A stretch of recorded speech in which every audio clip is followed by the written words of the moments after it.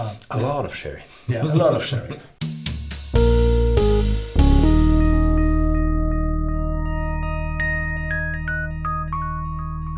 Welcome to Whisky.com, where fine spirits meet. My name is Lüning, Horst Lüning. I'm the master taster of Whisky.com. And beside me there's Ben, who is the apprentice taster. No, just joking. He's the specialist in bourbon whiskey as well as in Irish whiskey. And today we have the Black Bush here on my cask. It's an Irish blended whiskey, and probably, or perhaps you will have a few sentences to the blend. Yeah, the blend. If we look at the big market, the Scotch market, where you have so many whiskies, then you have these very, very strict rules. The Scotch Whisky Association is very strict in what a blend is. And a blend, a Scotch blend, you have to have two different spirits from two different distilleries. So At least. So I thought here they actually say on the back, everything is done at the Bushmills distillery. So I thought, how can this be a blend if it come from the Bushmills distillery? And I've dug up the Irish Whiskey Act of 1980. This replaces the Irish Whiskey Act of 1950.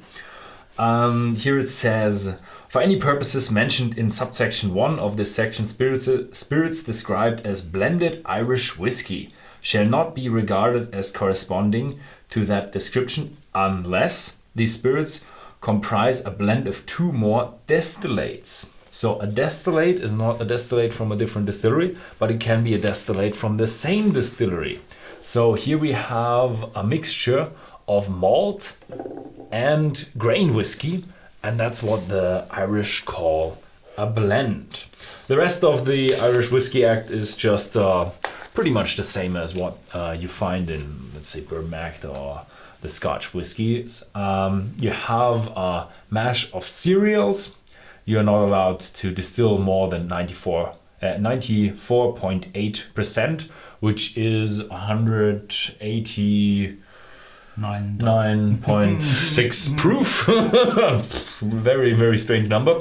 It has to be matured in wooden casks. It doesn't have to be oak.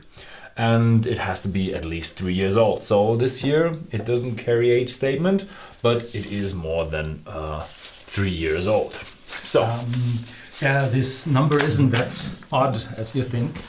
It's the theoretical maximum you're able to get out of a distillation. Yeah. So I thought it was 96. 94.8, I think. It is? Okay, yes, maybe. And then it's an azeotrope. It takes water with it, and there's no chances to get higher than that.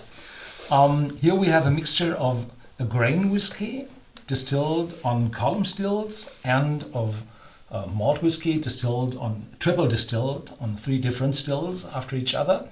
And we visited the Bushmills distillery in 2013. And unfortunately, we weren't able to see the grain distillation there. But the pot still distillation is very impressive. So here on the back, they tell a little bit about the place and everything. Black Bush is our special blend. Why so special? The main ingredients is our pride and joy, triple distilled malt whiskey, and plenty of it. And that means there's 3/4 of the content is malt whiskey, and only a quarter is grain whiskey. We make whiskey the way it's always been made, distilling, blending, aging, and bottling, all in the same place. Yeah. But Bushmills is much more than just a whiskey. It's a village with a tight-knit community at its heart. Here you still find generations of families working shoulder to shoulder, same as it ever was. Matured in Oloroso sherry cask, Black Bush has rich fruity notes and a full intense character. Unforgettably smooth with long lingering finish. You'll soon see why we call it our special blend. Yeah. So, yeah, it is an Irish whiskey, and that's what's in here as well. An Irish whiskey. This here comes from Northern Ireland, which actually belongs to the UK. And you are still allowed to call it an Irish whiskey, even though it's not in the Republic of Ireland. And that's actually written in here that it has to come from the Republic of Ireland or from Northern Ireland. So this here is a Northern Irish whiskey. So what will happen if the British go out of the European community and Northern Ireland rejoins the European community as Scotland, as the vote told? Then they will have to have a different legislation. Oh, it says Northern Ireland, so it's still Northern Ireland, although it doesn't belong to European to the EU anymore, or maybe it does, maybe it doesn't. I don't know. So this is Irish whiskey is a geographic situation, not a location.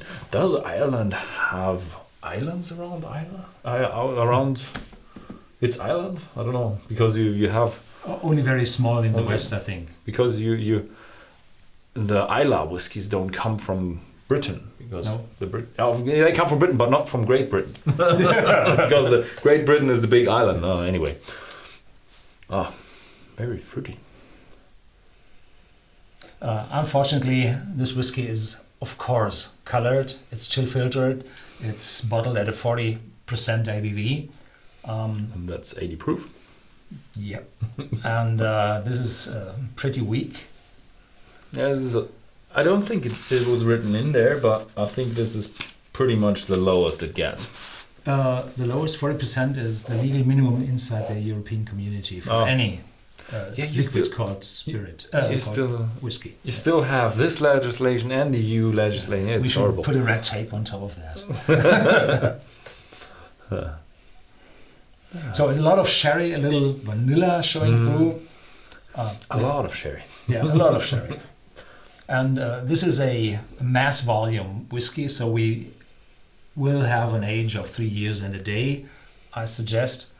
And therefore, the sherry influence is there from the fruitiness, from the sherry, and not from the sherry cask.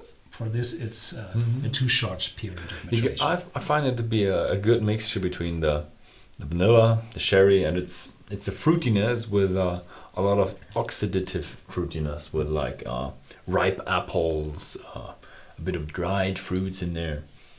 Yeah. But no alcohol. It's smooth. Pretty smooth there. Yeah.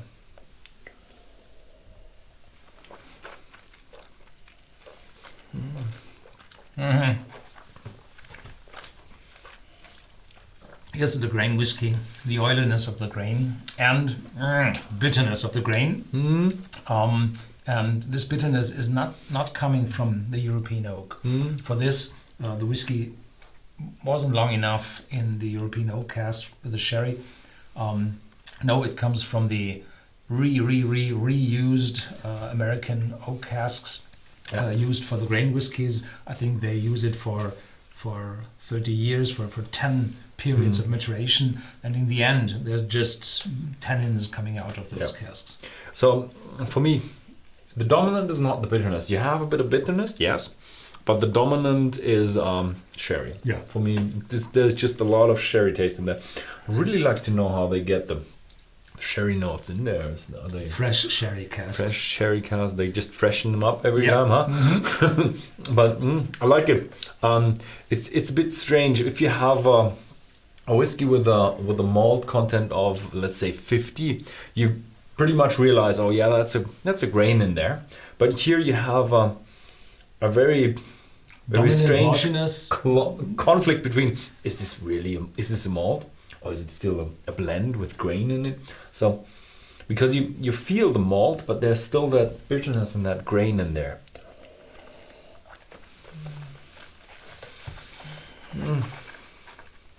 So it's 40%. It's definitely triple distilled or column still distilled. So the very sharp and intense flavors are there. But for myself, I taste the bitterness in the aftertaste. The aftertaste is not too long with the normal stuff, like the spiciness or the sherry, but the bitterness takes longer. I like how it starts, how it comes in. It's not attacking. It's pretty smooth, but the aftertaste is medium. Not that well. No, not that well, yeah. And that remembers me of a time where I had been in the outskirts of London and with a few colleagues, and one of them got a child on the phone, and he said, well, I have to spend with, and he was a native Northern Irish, and he gave us that bottle, and we emptied it with a 6-8 person, and afterwards I got a big headache. So triple distillation does not prevent headaches. It's just the amount of whiskey you taste or you swallow. Okay, so that's it for the Black Bush. If you found this video interesting, then please feel free to go to Whisky.com and check out our website with a lot of articles about Irish whiskey, different whiskies, and all the other videos of our blog and all the information about the distilleries. So, thanks for watching and goodbye.